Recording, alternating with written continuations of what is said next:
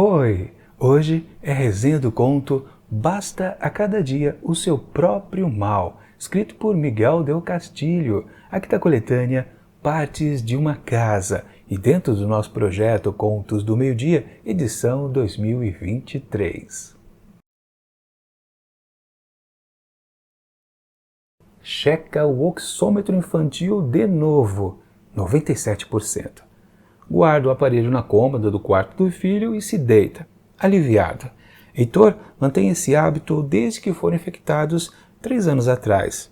À noite, tira o aparelho do estojo e mede uma e outra vez a saturação de oxigênio no sangue do menino, ainda que esteja perfeitamente saudável. Assim começa Basta a Cada Dia o Seu Próprio Mal, escrito por Miguel Del Castillo, que conta a história assim desse pai preocupadíssimo com o filho, o Heitor. E o nome do garoto agora me fugiu, é dito assim em algum momento, mas eu não vou lembrar agora, mas também não tem grande problema, como também o nome da esposa, né, que tá, é uma história de família. Na verdade, não é uma história de família, é uma história de obsessão. Na verdade, a gente já percebe isso também bem vendido aqui nesse primeiro parágrafo do conto, né? O Heitor, ele digamos que é uma pessoa traumatizada por os acontecimentos da pandemia que a gente enfrentou. É do tipo de afetado, digamos assim, né? Ficou completamente paranoico com as coisas a respeito dos cuidados com a saúde dos entes queridos, principalmente um filho, obviamente, né? E é também bem anotado ali que eles foram infectados, ou seja, eles passaram então pela doença. E talvez ele não queira que de novo isso aconteça ao filho. Ou seja, paranoia pura. E basicamente é o que vai acontecer durante toda a narrativa. E eu não posso dizer mais nada, porque senão estraga a experiência de quem ainda pretende ler este conto. Minha avaliação do texto. Pois é, a premissa básica então aqui dessa história do Castilho talvez seja só o grande problema, que é exatamente sempre a obsessão. Sempre a obsessão. E mais uma vez, sempre a obsessão do Heitor para com a saúde do filho. Isso é óbvio que começa a afetar a conjuntura ali daquela pequena família, pai, mãe e filho. Realmente é uma coisa que, depois de um certo tempo, de algumas páginas, você começa a ficar, caramba, não vai sair disso, precisa de outros elementos, né? Apenas a fixação dele, a função do pai ali de proteger o seu garoto, tudo bem, bacana, mas digamos que precisaria de mais. Talvez, quem sabe, saber o ponto de vista um pouco maior da mãe ou do próprio garoto, quem sabe, enfim. É o tipo de narrativa que infelizmente cansa um pouco. Eu estava quase desistindo, para falar a verdade, do interesse, que às vezes você começa a ler um conto e você percebe, caramba, eu não consigo me conectar de jeito nenhum com esta história. O que eu faço? Continuo? Fecho o livro? Não, né? Às vezes você acaba lendo por ler, você quase nem presta mais atenção. Às vezes você passa por um parágrafo e fala, caramba, que eu acabei de ler. Você é obrigado a ler de novo, também só para não abandonar, né? Porque às vezes ficar abandonando só porque você não gostou de uma história inicialmente não é legal. Você precisa insistir também, porque às vezes algumas histórias melhoram bastante no decorrer do desenvolvimento da narrativa. No caso aqui, quanto mais a gente ia para frente, mais a coisa apenas ficava na obsessão. E realmente isso complica um pouco. Aliás, me lembra um texto que a gente viu lá no parceirinho aqui desse livro, né? Que também foi quase a mesma coisa de título, né? Em vez de ser partes de uma casa, era partes de um corpo. Lá também possuía a outra publicação uma história de obsessão. E também estava relacionado com doença. Uma coisa curiosa, né? Sim, de fato, histórias de doença geram muitas histórias, tematicamente falando, sobre obsessões. Essa história aqui, para mim, ela só teve um interesse mais ou menos interessante quando há uma passagem de tempo e o narrador acaba dizendo que eles acabam engravidando de novo. Sim, o casal tem um outro filho, vem aí um outro filho. E claro, eles ficam contentes porque pode ser uma boa companhia para o garoto, né? Que realmente eu não consigo lembrar o nome dele. É dito o nome dele? Nem sei, para falar a verdade, não importa. O que vale? Quando aconteceu isso, eu fiquei... a coisa talvez mude de figura, porque talvez a obsessão dele vá dobrar, né? Porque você já tem uma grande por causa do filho, imagine agora ter 2. Vai tudo piorar, com certeza. Só que aí vem um certo baque até que meio imediato. A esposa, a mãe, acaba perdendo, né, é um aborto natural, mas totalmente imprevisível. Eles até coletam material para tentar descobrir, através de DNA, né, exame, qual foi o mal que estava sendo gerado ali naquele feto que o aborto espontâneo aconteceu. E realmente depois ainda se explica isso, é curioso, né? Mas também há uma explicação que foi realmente, havia uma doença, um problema no coração, aí por isso que o coraçãozinho falhou e teve o processo, né? E também tiveram que fazer uma curetagem, realmente a história fica dramática, para falar a verdade, né? Do mesmo jeito que ela passa a ficar um pouco interessante quando entra o subplot, digamos assim, do segundo filho, ela também parte para um caminho meio esquisito, né? Que fica um pouco aquém do que era a obsessão, porque a obsessão em si, geralmente, ela foca num ponto. No caso aqui, é exatamente porque ele está traumatizado pelo confinamento da pandemia, eles já haviam sido infectados antes, 3 anos antes, ele não quer que o filho se infecte de novo, tem aqueles cuidados todos excessivos, enfim, de repente aparece a história do segundo filho, ela fica bem desconectada, porque em cima dessa história do segundo filho não tem a parte da obsessão. A história fica até meio quebrada, digamos assim, mas ok. Só que depois que acaba também esse subplot do segundo filho, a história volta para onde estava antes, que é a continuação da obsessão. E depois, no outro pulo de tempo, a gente já percebe que, por exemplo, eles já estão separados. Aí você pode até perguntar para mim, caramba, você não está dando spoiler demais dessa história? Bom, na verdade, é uma história de obsessão, então as coisas apenas se repetem. E em histórias que se repetem, você meio que sabe bastante do que pode acontecer. Caramba, se a pessoa fica teimando no negócio, é óbvio que tudo que está em volta vai dar errado. No caso aqui, é apenas uma história de uma pequena família. É aquela coisa, né? O filho poderia morrer, eles poderiam se separar. Bom, basicamente é isso que acontece. Não é ele que morre, o garoto, é um outro. E também eles se separam. Ou seja, não é spoiler, porque isso é uma obviedade numa história de obsessão. Na verdade, são textos difíceis de serem trabalhados. Só que esse texto aqui, ele oferece uma reviravolta que aí eu posso dizer para vocês, eu não curti de maneira nenhuma. Eu achei um balde de água fria, para falar.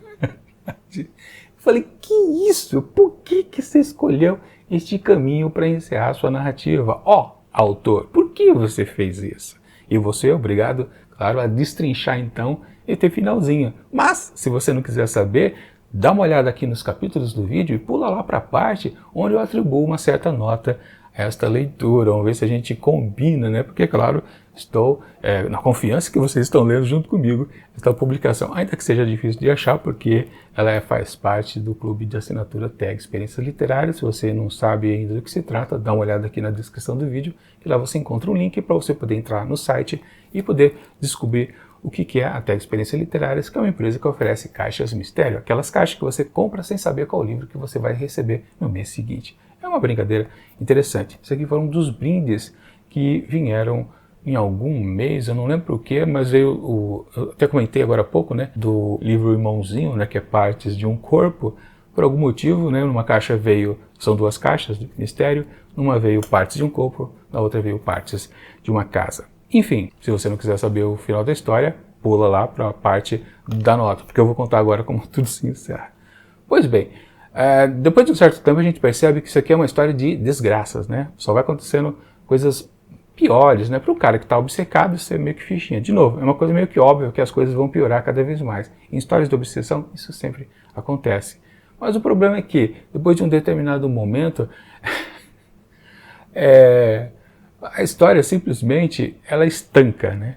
Ela está dividida em blocos de tempo, ou seja, sempre quando tem uma passagem de tempo, então tem uma quebra do texto, né? E de repente, numa dessas outra quebrada, quando você começa a ler, você fala, mas peraí, a história estava sendo narrada em terceira pessoa com um narrador onisciente. De repente, ela vira uma narração em primeira pessoa. Aí você fala, que isso? Ficou maluco, autor? Você não tinha feito isso antes? Por que você resolveu fazer isso agora? Já imaginando que ali seria o final da história. Aí que a coisa se revela como uma grande de uma reviravolta.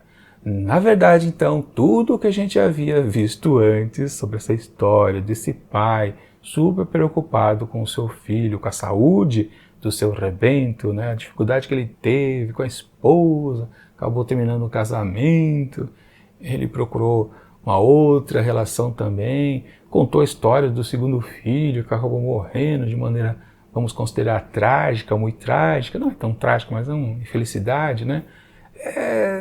A gente descobre que tudo é uma fantasia. Como assim? Nada disso aconteceu? Não, não aconteceu, porque esse, então, narrador que aparece em primeira pessoa se revela como uma pessoa que está escrevendo sobre isso, sobre esse assunto.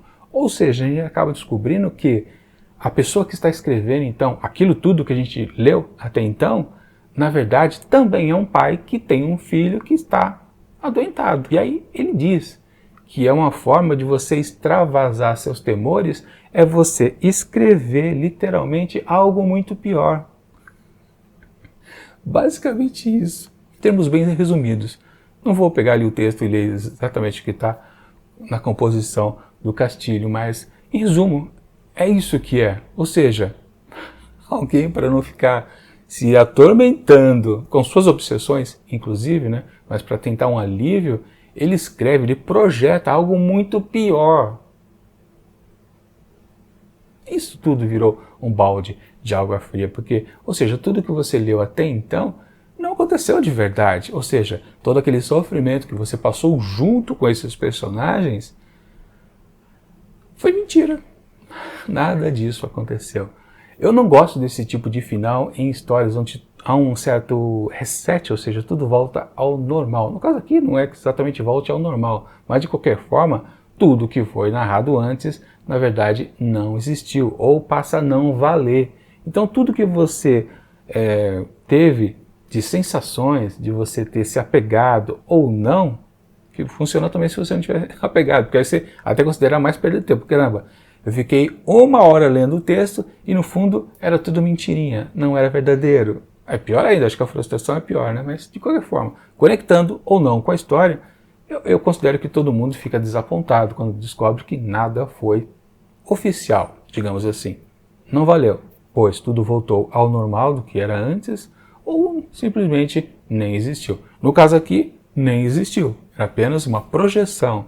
E você extravasar seus medos, exagera então esses medos e escreve, põe como se fosse um verdadeiro, porque aí, digamos assim, né, por uma casualidade, não vai acontecer a mesmíssima coisa. Sim, é um efeito psicológico muito interessante. Você faz uma projeção mais exagerada do seu pior temor e não vai acontecer, porque provavelmente questões de probabilidades. E quanto mais você carregar nas tintas, na desgraça, projetar mais problemas, menos eles vão acontecer, porque dificilmente você vai conseguir acertar todos, a não ser que, claro, seja uma pessoa muito azarada.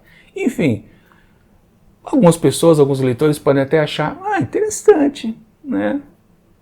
Não aconteceu nada, mas o final é interessante. Não sei, acho que não. Eu fiquei profundamente desapontado, para falar a verdade. Não é um texto ruim, mas é um texto que você fala, caramba. Eu só não vou dar uma nota mais baixa, porque seria apenas de pirraça.